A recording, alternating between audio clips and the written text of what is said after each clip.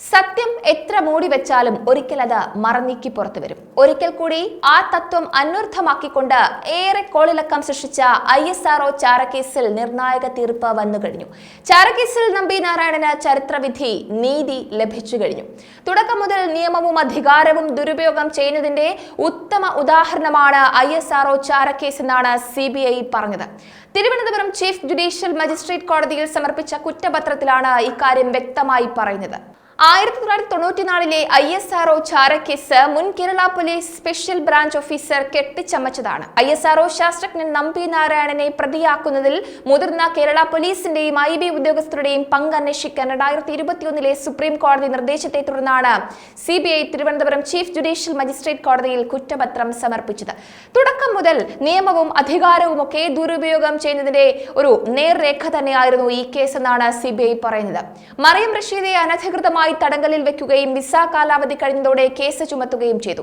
മാലദ്വീപ് സ്വദേശിനികളായ Mariyam Rasheeda, Fousiya Hasan, ISRO സയന്റിസ്റ്റുകൾ എന്നിവർക്കെതിരെ കള്ളക്കേസുകൾ register ചെയ്തതിൽ പ്രതികളായ S Vijayan, Sibi Mathews, KK ജോഷ, RB Sreekumar, PS Jayaprakash എന്നിവർക്ക് വ്യക്തമായ പങ്ക് ഇതിലുണ്ട്. ശാസ്ത്രജ്ഞരായ D ശശികുമാരൻ, നമ്പി നാരായണൻ എന്നിവർക്കെതിരെ പോലീസ് വൻ കെണി ഒരുക്കുകയായിരുന്നു. നിയമവിരുദ്ധമായ അറസ്റ്റിലേക്കും പീഡനത്തിലേക്കും നയിക്കുന്ന വ്യാജരേഖകൾ സൃഷ്ടിക്കാൻ പ്രതികൾ ഗൂഢാലോചന നടത്തിയിട്ടുണ്ട്. SP ആയി വിരമിച്ച അന്നത്തെ സ്പെഷ്യൽ ബ്രാഞ്ച് ഓഫീസർ S വിജയനെതിരെയുള്ള കണ്ടെത്തലുകൾ അക്ഷരാർത്ഥത്തിൽ തലകുനിപ്പിക്കുന്നതാണ്. 1994 ഒക്ടോബർ 10 വിസ കാലാവധി നീട്ടാൻ മറിയം റഷീദയും ഫൗസിയ ഹസനും സിറ്റി പോലീസ് കമ്മീഷണർ ഓഫീസിലെത്തിയപ്പോൾ തന്റെ ഓഫീസിലെത്താൻ സ്മാർട്ട് വിജയൻ എന്നറിയപ്പെടുന്ന S വിജയൻ ആവശ്യപ്പെടുകയും പിന്നീട് മറിയം റഷീദയുടെ വിമാന ടിക്കറ്റും പാസ്പോർട്ടും വാങ്ങിവെച്ച ശേഷം ഒക്ടോബർ 13 വിജയൻ അവർ താമസിച്ചിരുന്ന ഹോട്ടലിലെത്തി.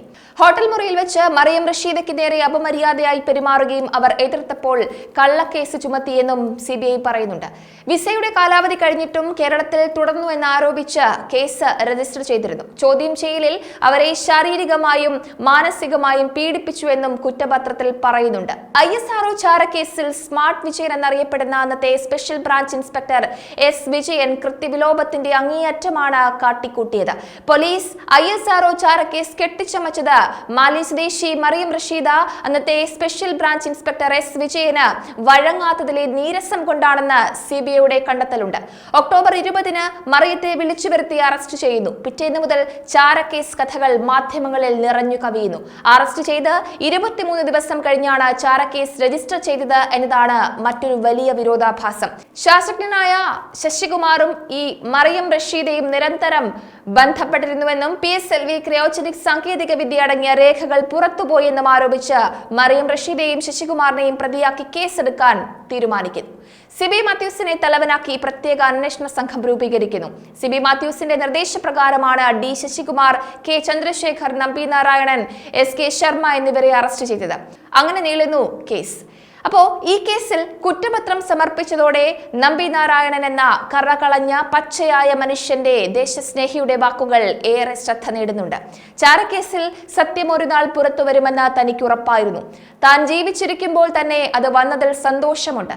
ഇനി തെറ്റുകാർ ശിക്ഷിക്കപ്പെട്ടില്ലെങ്കിലും കുഴപ്പമില്ല. സിബി മാത്യൂസ് ഉൾപ്പെടെ മാപ്പ് പറയണമെന്ന് പോലുമില്ല എന്നാണ് നമ്പി നാരായണൻ പറഞ്ഞത്. സുപ്രീം കോടതി കുറ്റവിമുക്തനാക്കിയതോടെ തന്റെ ജോലി കഴിഞ്ഞു. കുറ്റക്കാർ ശിക്ഷിക്കപ്പെട്ടില്ലെങ്കിലും തനിക്ക് വിഷമമില്ല എന്നും എന്നാൽ തന്റെ 20 വർഷത്തെ നീതിക്കായുള്ള പോരാട്ടം ചെറുതല്ല എന്നും അദ്ദേഹം പറയുന്നുണ്ട്.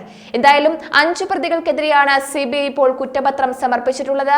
സ്പെഷ്യൽ ബ്രാഞ്ച് മുൻ സർക്കിൾ ഇൻസ്പെക്ടറായ S വിജയൻ, മുൻ DGP സിബി മാത്യൂസ്, ഗുജറാത്ത് മുൻ DGPയും IB ഡെപ്യൂട്ടി ഡയറക്ടറുമായിരുന്ന RB ശ്രീകുമാർ, പോലീസ് ഉദ്യോഗസ്ഥനായ KK ജോഷ, IB മുൻ ഇൻസ്പെക്ടർ PS ജയപ്രകാശ് എന്നിവരാണ് പ്രതികൾ.